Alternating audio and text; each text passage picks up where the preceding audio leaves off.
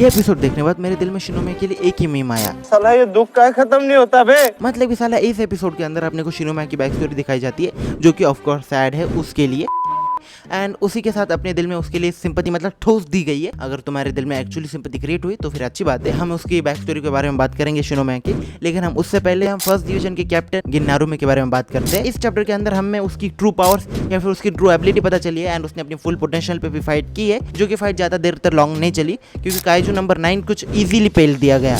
जो गिन्नारुमे की सूट की एबिलिटी है वो है कि वो फ्यूचर देख सकता है। वो डायरेक्ट फ्यूचर नहीं देख सकता, मसल की मूवमेंट देख सकता है जो कि हम करने वाले हैं। वो कैसे देखता है तो देखो, तुम में से जितने भी साइंस के स्टूडेंट वो सब तो जानते ही होंगे। वेट, अगर तुम साइंस के स्टूडेंट हो तो फिर तुम्हें पढ़ाई करना चाहिए। तुम साला यहाँ पे क्या मजाक कर रहे हो भाई, वीडियो को कंप्लीट देखना। तो देखो, जितने भी अपन मूवमेंट करते हैं वो एक्चुअली अपन पहले अपने दिमाग में सोचते हैं एंड उसके बाद अपन मूवमेंट करते हैं, यानी कि अपना जो ब्रेन है वो अपनी पूरी बॉडी को कंट्रोल कर रहा होता है। एंड ब्रेन जो अपने को सिग्नल भेजता है न्यूरो ट्रांसमीटर से, उन सिग्नल्स को नारुमे देख सकता है। बिकॉज ऑफ दैट वो तुम्हारे फ्यूचर मूवमेंट्स को प्रेडिक्ट कर सकता है। बिकॉज ऑफ दैट उसको फाइट में एक इजी एडवांटेज मिलता है, इसका यूज वो काइजू नंबर 9 के अगेंस्ट करता है। काइजू नंबर 9 इजीली ऐसे डिफीट हो जाता है। दी अदर साइड जहाँ पे अपना कापका एंड शिनोमिया फाइट कर रहे होते एंड उन दोनों की सारे के सारे लगे पड़े होते, तब जो अपने शिनोमिया है वो अपना एकदम फुल रेज में आके एकदम अपना कॉन्फिडेंस कि साला मैंने प्रॉमिस किया है मेरी माँ को, उस प्रॉमिस को याद कर रही होती है। मतलब कि देखो, जो शिनोमिया है उसकी बैक स्टोरी कुछ इस प्रकार की कि उसकी जो माँ है उसे तुम लीवाई समझ लो, काइजू नंबर 8 का, वह एक फाइट के अंदर मारी जाती है। एंड शिनोमिया अपने बाप से ज़्यादा अपनी माँ के साथ कनेक्ट थी, जो कि मुझे थोड़ा वियर्ड लगा। इन जनरल जो लड़कियाँ होती है वो अपने बाप के साथ ज़्यादा कनेक्ट होती है,